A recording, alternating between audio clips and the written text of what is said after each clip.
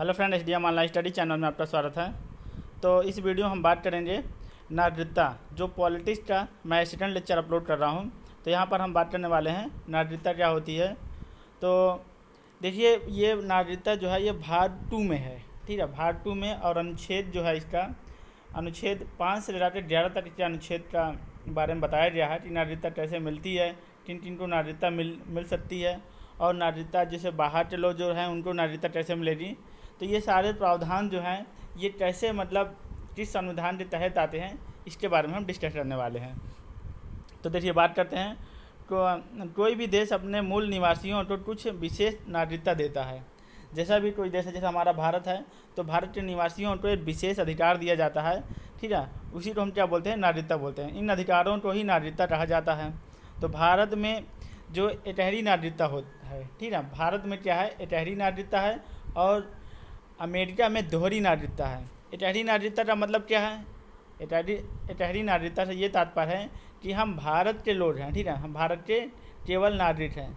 ये नहीं है कि हम किस राज्य में रहते हैं तो उस राज्य के नागरिक नहीं हैं। हम क्या हैं, भारत के नागरिक हैं और राज्यों के नागरिक नहीं हैं, ठीक है। हम क्या है, बल्कि राज्य में निवास करते हैं। जिस राज्य में हम निवास करते हैं, जैसे हम उत्तर प्रदेश में निवास करते हैं, तो उत्तर प्रदेश हमारा क्या हो जा रहा है, मूल निवास हो जा रहा है। पर हमारी नागरिकता कौन सी है? भारत है। भारत की नागरिकता हमें किसकी नागरिकता मिली है? भारत की नागरिकता मिली है। तो भारत की नागरिकता कहाँ से लिया गया है? ब्रिटेन से लिया गया है। भारत की नागरिकता कहाँ से लिया गया है? ब्रिटेन से लिया गया है। और अमेरिका में दोहरी नागरिकता है, मतलब कि अमेरिका की नागरिकता हो रही है, इसके बाद जिस राज्य में रहते हैं उस राज्य की भी नागरिकता होती है। तो हम बात करते हैं। तो भारत की नागरिकता 1950 के अधिनियम 1950 अधिनियम पर आधारित है। 1950 अधिनियम पर आधारित है। नागरिकता में पहली बार संशोधन 1900 जो नागरिकता के नियमों में पहली बार संशोधन किया गया था 1986 में किया गया था, ठीक है। 1986 में पहली बार नागरिकता पर संशोधन किया गया था, ठीक है। और इसके बाद नागरिकता होने के कारण जो है हम लोगों को क्या पैन कार्ड, आधार कार्ड प्रोवाइड किया जाता है। अगर हमें हमारी नागरिकता ना हो तो हमको आधार कार्ड नहीं दिया जाएगा, ठीक है। पैन कार्ड और आधार कार्ड मिल जाता है। तो अगर जो हमारे देश में जिनको नागरिकता नहीं मिली है उनके पास पैन कार्ड और आधार कार्ड नहीं मिलेगा। तो नागरिकता की चर्चा जो है भाग 2 में, देखिए नागरिकता की चर्चा भाग 2 में अनुच्छेद 5 से लेकर 11 तक किया गया है। अब देखिए अनुच्छेद 5 में क्या है। अनुच्छेद 5 में संविधान के प्रारंभ में, ठीक है, नागरिकता अनुच्छेद 5 में जो है भारत में, जैसे हम लोग भारत में रह रहे हैं तो नागरिकता कैसे मिलती है उसी के बारे में बताया गया है। अनुच्छेद 5 में संविधान के प्रारंभ में दी गई नागरिकता, अर्थात जब संविधान बना था तो उस समय लोगों को नागरिकता दी गई थी। तो उस समय जो भारत के अंदर थे, मतलब कि अनुच्छेद 5 में ये कहा गया है कि उन लोगों को मतलब नागरिकता दी गई थी जो भारत के अंदर थे। जैसे मान लीजिए हमारा देश आज़ाद हुआ था, जो भारत में रह रहे थे, ठीक है। और जब संविधान बन रहा था, मतलब बनना प्रारंभ हुआ था, और उस समय जब बनते तैयार हो रहा था उस समय वो वहीं भारत में ही थे, तो उनको नागरिकता दी गई थी। इसका प्रावधान कहाँ पर है? अनुच्छेद 5 में दिया गया है। और दूसरी बात, अनुच्छेद 6 में क्या है? अनुच्छेद 6 में पाकिस्तान से भारत से आए लोगों को नागरिकता दी गई है। जो पाकिस्तान में रह रहे थे और भारत में आ रहे हैं उनको नागरिकता दी गई है। किंतु ये नागरिकता तब दी गई है जब संविधान बन के तैयार होने से पहले आ रहे हैं। अगर वो संविधान मतलब बन गया था और संविधान मतलब लागू होने से पहले अगर वो भारत आ रहे हैं, भारत में रहने लगे हैं, तो उनको नागरिकता दी गई है। और इसके बाद आए हैं तो उनको नागरिकता नहीं दी जाएगी। और इसके बाद अनुच्छेद 7 में क्या है? स्वतंत्रता के बाद जो भारत से पाकिस्तान चले गए थे, जैसे मान लीजिए 15 अगस्त 1947 जो देश आज़ाद हुआ था, और इसके बाद फिर वो क्या अभी उस समय संविधान बन रहा था, तो मतलब पूरा संविधान पेटेंट नहीं हो पाया था। और वो क्या भारत से मतलब पाकिस्तान चले गए हैं, और पाकिस्तान जाने के बाद फिर उन्हें लगा कि हमको भारत में ही सही था, तो वो भारत लौट आए हैं। और उस लौटने की जो तिथि है, मतलब कि जब वो लौटे हैं और उस समय भारत का संविधान नहीं बना था, ठीक है, संविधान बनने से पहले वाला वो लौट आए हैं, तो क्या है उनको नागरिकता दे दी गई है। तो मतलब कि जो भी यहाँ पर है अनुच्छेद 7 में क्या है, जो भारत से पाकिस्तान गए हैं और पाकिस्तान से फिर दोबारा लौट आए हैं और संविधान बनने से पहले आ गए हैं, तो उनको नागरिकता दे दी जाएगी। ये मतलब संविधान 7 में इसका प्रावधान है। इसके बाद फिर अनुच्छेद 8 में क्या है? अनुच्छेद 8 में अगर हम विदेश में भ्रमण करते हैं, विदेश भ्रमण या नौकरी करने के लिए बाहर जाते हैं, मतलब विदेश जाते हैं, तो हमारी नागरिकता समाप्त नहीं की जाएगी। हम भारत के रहने वाले हैं, भारत निवासी हैं। अनुच्छेद 8 में ये कहा गया है कि अगर हम भारत के रहने वाले हैं, अगर हम किसी देश में जाके नौकरी करते हैं या मतलब घूमने के लिए जाते हैं, सैर करने के लिए जाते हैं, तो हमारी नागरिकता नहीं खत्म की जाएगी। ये भारत का अनुच्छेद 8वें में इसका प्रावधान है। इसके बाद अनुच्छेद 9 में विदेशी नागरिकता लेने के बाद भारतीय नागरिकता, देखिए, विदेशी नागरिकता लेने पर भारतीय नागरिकता समाप्त हो जाएगी। अगर आप तो मतलब अब जैसे आप बाहर गए, आप विदेश में रहने लगे हैं और वहाँ आपने विदेशी नागरिकता ले ली है, दूसरे देश की आपने नागरिकता ले ली है, तो आपकी नागरिकता खत्म हो जाएगी भारत की। भारत से आपकी नागरिकता खत्म हो जाएगी। इसका प्रावधान कहाँ? अनुच्छेद 9 में है। अनुच्छेद 9 में अगर आप बाहर जाते हैं, अगर आप किसी देश की नागरिकता ले लेते हैं, तो आपके भारत की नागरिकता आपकी खत्म हो जाएगी। इसके बाद फिर अनुच्छेद 11 में क्या? भारतीयों की नागरिकता बनी रहेगी तब तक जब तक वो किसी देश विरोधी कार्य न करे। अगर मान लीजिए आप देश विरोधी काम नहीं करते हैं, तो आपकी नागरिकता बनी रहेगी। अगर आप देश विरोधी काम करते हैं, तो आपकी नागरिकता खत्म कर दी जाएगी। तो अनुच्छेद 11 में क्या? नागरिकता संबंधित कानून कौन बनाता है? ये बनाता है संसद। तो संविधान जो नागरिकता संबंधित जो कानून है, वो संसद के द्वारा ही पारित किए जाते हैं। ठीक है, संसद के द्वारा पारित किए जाते हैं। और ये जिम्मेदारी किसको दी जाती है? ये जिम्मेदारी दी जाती है गृह मंत्रालय को दी जाती है। किसको दी जाती है? गृह मंत्रालय को दी जाती है। तो अब देखिए, हम यहाँ इसमें थोड़ा सा चर्चा कर लेते हैं। अनुच्छेद 8 में क्या है? विदेश में भ्रमण करने या नौकरी करने के लिए आपकी नागरिकता खत्म नहीं हो रही। अनुच्छेद 9 में क्या है? अगर आप दूसरे देश की नागरिकता ले लेते हैं, ठीक है, तो आप की नागरिकता खत्म हो जाएगी, तो भारत की नागरिकता खत्म हो जाएगी। और तीसरे ये अनुच्छेद 10 में क्या? भारतीयों की नागरिकता बनी रहेगी, तब तक बनी रही जब तक वो कोई देश विरोधी काम ना करेगा। और देश विरोधी काम नहीं करता तो भारतीय नागरिकता बनी रहती। और अनुच्छेद 11 में क्या रह जाए? अनुच्छेद 11 में रह जाता कि नागरिकता जो प्रावधान है, इसका जो नियम कानून जो बनाता है, कौन बनाता है? संसद बनाता है। इसकी जिम्मेदारी किसको दी गई है? इसकी जिम्मेदारी गृह मंत्रालय को दी गई है। बस अनुच्छेद 11 तक इतना है। अब इसके बाद नागरिकता प्राप्त करने की कुछ विधियां हैं। तो भारत में नागरिकता प्राप्त करने की 5 विधियां बताई गई हैं। अब इन 5 विधियों से भारत में नागरिकता प्राप्त हो जाती है। जैसे कोई बच्चा जन्म लेता है, तो उसको स्वतः ही मतलब नागरिकता मिल जाती है। तो जिसका हम क्या बोलते हैं? जन्म के आधार पर नागरिकता मिलती है।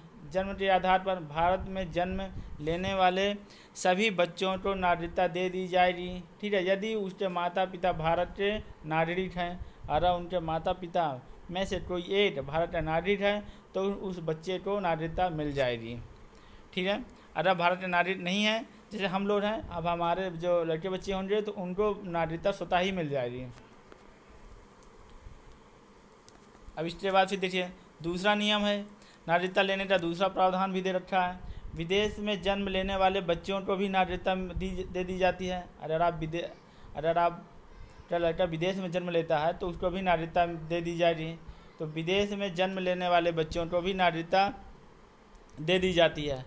किस बेस पर दिया जाता है? अगर उनके माता पिता या दोनों में से कोई एक क्या भारत का नागरिक हो। अगर दोनों में से कोई एक भारत का नागरिक है, तो उनके बच्चे को क्या है? न भारतीय नागरिकता मिल जाएगी। जैसे शिखर धवन है, तो इनके माता पिता में से कोई एक भारत का निवासी है, तो इसलिए इनको क्या है? भारतीय नागरिकता मिल रही है, स्वतः मिल रही है। ठीक है, इसके बाद फिर किसी विदेश राज्य, थर्ड जो पॉइंट है, किसी विदेशी राज्य को भारत में नागरिकता लेने पर, जैसे मान लीजिए अब हमको क्या करना है? जैसे भारत क्या करे? किसी विदेशी राज्य को अपने में मिला लेता है, तो वहाँ के जितने निवासी हैं उनको स्वतः ही मतलब भारतीय नागरिकता मिल जाएगी। जैसे कोई भी देश का राज्य जो है, जैसे मान लीजिए हमारे जो पड़ोसी देश हैं, वहाँ का कोई राज्य अगर भारत में शामिल हो जाता है, बलपूर्वक या मतलब अपने स्वच्छता से शामिल कर लिया जाता है, तो वहाँ के उस राज्य में रहने वाले सभी निवासियों को भारत की नागरिकता स्वतः ही दे दी जाएगी। उनको कोई मतलब पंजीकरण नहीं करना पड़ा, कुछ नहीं करना पड़ा, स्वतः ही में दे दी जाएगी। तो यहाँ पर क्या, वहाँ के लोगों को नागरिकता दे दी जाएगी तो जैसे कि जैसा क्या सिक्किम राज्य, ठीक है, सिक्किम भारत में जब मिला हुआ था तो वहाँ के सभी निवासियों को नागरिकता दे दी गई थी। और जहाँ बांग्लादेश में जो 24 परगना ज़िले को नागरिकता दी गई है, तो यहाँ पर क्या है कि स्वतः ही नागरिकता दी गई है, क्योंकि अगर सिक्किम राज्य को भारत में विलय किया गया है तो वहाँ के जितने भी निवासी हैं सबको क्या है भारतीय नागरिकता दे दी गई है। इसके बाद फिर पंजीकरण के आधार पर भी मतलब भारतीय नागरिकता दी जाती है। तो पंजीकरण में क्या है, इस विधि के द्वारा नागरिकता प्राप्त करने के लिए आपको न्यूनतम 5 वर्ष आपको भारत में रहना पड़ेगा। इस विधि के द्वारा क्या है राष्ट्रमंडल देशों को नागरिकता दी जाती है। जो राष्ट्रमंडल देश हैं उन्हीं में आप अगर उस देश से आए हुए हैं और भारत में 5 साल रह चुके हैं तो आपको भारत की नागरिकता दे दी जाएगी। राष्ट्रमंडल देश जो हैं उन्हीं देशों के नागरिकों को ही भारत का नागरिकता दी जाएगी। और तीसरा लास्ट पॉइंट जो है आपका 5वां पॉइंट जो है देशीकरण वैसे व्यक्ति जो भारत के किसी भी एक भाषा को, देशीकरण में क्या है, वैसे व्यक्ति जो भारत के किसी एक भाषा को या एक से अधिक भाषा की जानकारी रखते हैं, ठीक है, और भारत के प्रति क्या है उनका जो विचार है क्या सकारात्मक है, मतलब भारत के प्रति वो पॉजिटिव विचार रखते हैं, ठीक है, और वैज्ञानिक कला में निपुण हो, साथ ही लगातार 10 वर्ष भारत में रह चुके हों, 10 साल भारत में रह चुके हों, कोई विदेश का है और वो क्या है तो भारत के मतलब जो भी मतलब भाषाएं हैं 22 भाषाओं का जो वर्णन है, तो 22 भाषा में किसी एक भाषा को मतलब वो ज्ञाता हो, मतलब एक भाषा बोल सकता हो, लिख सकता हो, समझ सकता हो, और साथ ही वैज्ञानिक या कला के क्षेत्र में वो निपुण है और 10 साल भारत में रह चुका हो तो उसको भारत की नागरिकता दे दी जाएगी पंजीकरण के द्वारा, ठीक है। मतलब कि आपको मतलब एक लिखित आपको देना पड़ेगा, सारे प्रूफ देने पड़ेंगे तो आपको मतलब नागरिकता दे दी जाएगी। इसके बाद फिर क्या है ओवरसीज कुछ पॉइंट है। ओवरसीज नागरिकता ये कुछ स्पेशल पॉइंट है जहाँ पर नागरिकता मिलती है तो इनकी ये नागरिकता स्पेशल नागरिकता कहलाई जाती है। ओवरसीज नागरिकता इसे 2005 में लक्ष्मीमल सिद्धवी समिति में जोड़ा गया था, ठीक है। ये बड़े बड़े उद्योगपतियों को ही मतलब दिया जाता है, ठीक है, जो विदेशी नागरिकता ग्रहण कर लिए हैं। इस नागरिकता को प्राप्त करने वाले व्यक्ति को बिना वीज़ा के भारत आ सकते हैं। तो कहने का मतलब ये है कि ये मतलब 2005 में लक्ष्मीमल सिद्धवी ने समिति के द्वारा इसको जोड़ा गया है जिसमें बड़े बड़े उद्योगपतियों को ये नागरिकता दी जाती है। अगर वो मान लीजिए विदेश में रहने लगे हैं, वहाँ की नागरिकता भी ले चुके हैं और वो बहुत बड़े उद्योगपति हैं, तो उनको जो है ये नागरिकता दे दी जाती है जिसे ओवरसीज नागरिकता बोला जाता है। कौन सी नागरिकता? ओवरसीज नागरिकता बोला जाता है। इस नागरिकता के ये नागरिकता वहाँ पर वो नागरिक हैं उस देश के, पर यहाँ पर क्या है कि वो बिना वीज़ा के क्या है भारत आया जा सकता है, वो भारत आ सकते हैं और जा सकते हैं, तो उनके लिए ये परमिशन दी गई है। इसके बाद फिर देश विरोधी काम ना करे, ठीक है। देश विरोधी काम करने या पागल हो जाने या दूसरे राष्ट्र से प्रभाव में आ जाने पर गृह मंत्रालय द्वारा नागरिकता समाप्त कर दी जाती है। तो ये कंडीशन है भारत की नागरिकता समाप्त करने के, ठीक है। तो पहला तो क्या है आप कोई व्यक्ति अगर पागल हो गया हो, ठीक है, या देश विरोधी कोई काम किया हो, पागल हो गया हो, या दूसरे राष्ट्र से आकर प्रभावित हो गया हो, जैसे मान लीजिए कहीं गया और दूसरे राष्ट्र में क्या है उसको मतलब वहाँ पर ज़्यादा मतलब अच्छा लग रहा हो तो उसकी मतलब नागरिकता समाप्त कर दी जाएगी, ठीक है। प्रभावित हो गया हो तो गृह मंत्रालय द्वारा उसकी नागरिकता समाप्त कर दी जाएगी, मतलब भारत से उसकी नागरिकता समाप्त कर दी जाएगी। इसके बाद लास्ट पॉइंट जो है वीज़ा और पासपोर्ट, बहुत अच्छा पॉइंट है। देखिए वीज़ा क्या होता है, वीज़ा जो है किसी दूसरे देश में जाने की अनुमति आवश्यक है। जैसे मान लीजिए आप पाकिस्तान जाना चाहते हैं तो आप पाकिस्तान जाने के लिए अनुमति लेंगे पाकिस्तान से, किसी दूसरे देश में जाने के लिए अनुमति की आवश्यकता होती है। इस अनुमति को ही क्या बोलते हैं वीज़ा कहते हैं। वीज़ा क्या होता है किसी दूसरे देश में जाने के लिए क्या अनुमति लेना, वही हमारा क्या कहलाता है वीज़ा कहलाता है, मतलब हम आज्ञा ले रहे हैं, ठीक है, उसको नाम दे दिया गया है वीज़ा, ठीक है। तो दूसरे देश में बिना वीज़ा के दूसरे देश में अंदर नहीं प्रवेश कर सकते हैं। अगर आपको वीज़ा नहीं है तो आप दूसरे देश में प्रवेश नहीं कर सकते। जैसे आप क्लास में जब टीचर पढ़ा रहे होते हैं तो उनसे बोलते हैं मे आई कम इन, तो वो मतलब मैं लगाते क्या मैं अंदर आ सकता हूँ, तो ये पूरा वर्ड क्या हो जाए वीज़ा अराउंड करता है। अगर उन्होंने अलाउ कर दिया तो आप अंदर जा सकते हैं, अदरवाइज आप नहीं जा सकते हैं। तो वही सेम है कि आप मतलब वीज़ा जहाज इस वीज़ा आपने बनवा लिया है तो आप मतलब उस देश के अंदर जा सकते हैं किसी भी पर्पज़ से, जिस पर्पज़ से आप बनवाए हैं उस पर्पज़ को लेकर आप उस देश में जा सकते हैं। अब पासपोर्ट क्या है? पासपोर्ट जो होता है ये है अपने देश को छोड़कर दूसरे देश में जाने के लिए खुद अपने ही देश से परमिशन लेने को ही क्या बोलते हैं? पासपोर्ट बोलते हैं। जैसे हम अपने देश को छोड़कर अगर मान लीजिए हम अमेरिका जाना चाहें तो हम अपने देश से परमिशन लेंगे, और परमिशन जब हम लेंगे तो वो उसको हम क्या बोलेंगे? पासपोर्ट बोलेंगे। अनुमति लेंगे भारत से, और अनुमति दे देते हैं तो हमको मतलब ये समझ लीजिए हमको पासपोर्ट मिल गया है, मतलब कि भारत से जाने का पासपोर्ट मिल गया है। अब जिस देश में जा रहे हैं, अब क्या वो हमको अलाउ कर रहा है अपने देश में आने के लिए? अगर वो अलाउ कर देता है तो इसका मतलब क्या है? हमको वीज़ा मिल गया है। तो वीज़ा और पासपोर्ट बात समझ में आ रही है? इस दोनों पॉइंट काफ़ी इंपॉर्टेंट है। ठीक है, थैंक यू दोस्तों। अगर वीडियो आपको अच्छा लगा हो तो हमारे चैनल सब्सक्राइब कर, तो बेल आइकन प्रेस कर दीजिएगा। ऐसे नेक्स्ट आपका वीडियो अपलोड हो जाएगा।